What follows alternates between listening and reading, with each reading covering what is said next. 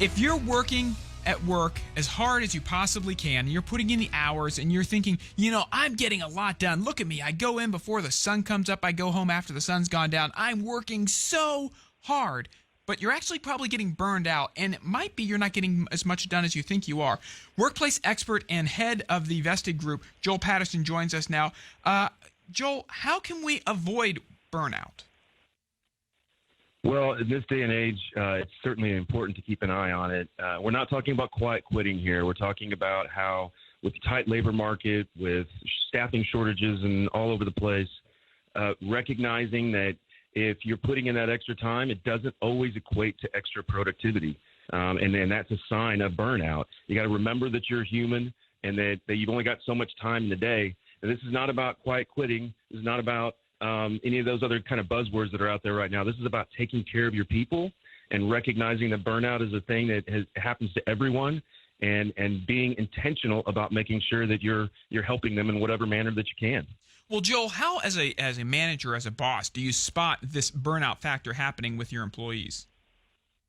If you're spending any time with them, you're probably going to be able to tell if they're not communicating as much as they were, or maybe they're just a little quick to the trigger whenever they're getting upset about something. They're distracted. Any of those kind of normal behaviors that aren't being exhibited, you want to follow up with them and just be intentional and have a conversation with them. Oftentimes, it is just a conversation, letting them know that you care, maybe scheduling some time away, or maybe even just going and doing something for a couple of hours to recharge. People care about their job. In this day and age, we're always hearing about people not liking their job or wanting to move, but most people really want to do good work for their employer. And unfortunately, sometimes they can't see these things happening, and so you got to make sure that you are aware. We do things like we'll send out.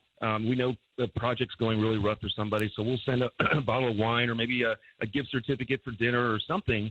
And it doesn't take a lot. It's just being intentional and showing them that you care. And Joe, one of the problems that we've had since the pandemic is we introduced this whole new thing of remote working, which was a thing before the pandemic, but it exploded after that. And we have a lot of people who work. Me personally, I have several people I manage, and a lot of them are not where I see them on a daily or even a weekly basis, other than maybe on a Teams call. So you're not in their same workspace, you're not around them, and it's harder to stay connected with these people to really gauge exactly how their job is going, because it's really easy to, on an email or even on a Teams call for 5 minutes, to seem like, oh yeah, everything's fine, we're not losing our minds, and then you turn the camera off, you go back to work, and now you're pulling your hair out again. You might not even realize this is happening until it's too late and you get a pink slip, or you get a 2-week notice.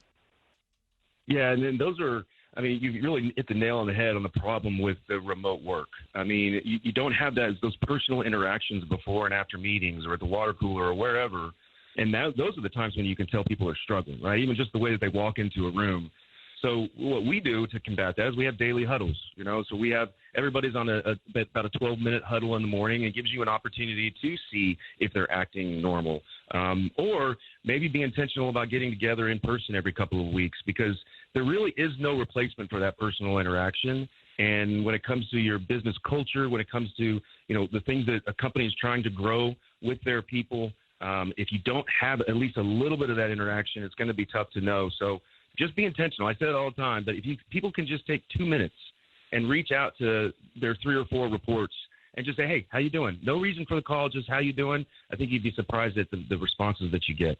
Joel Patterson from the Vested Group, thank you so much for joining us this morning on Alabama's Morning News. Great advice and something we should all keep in mind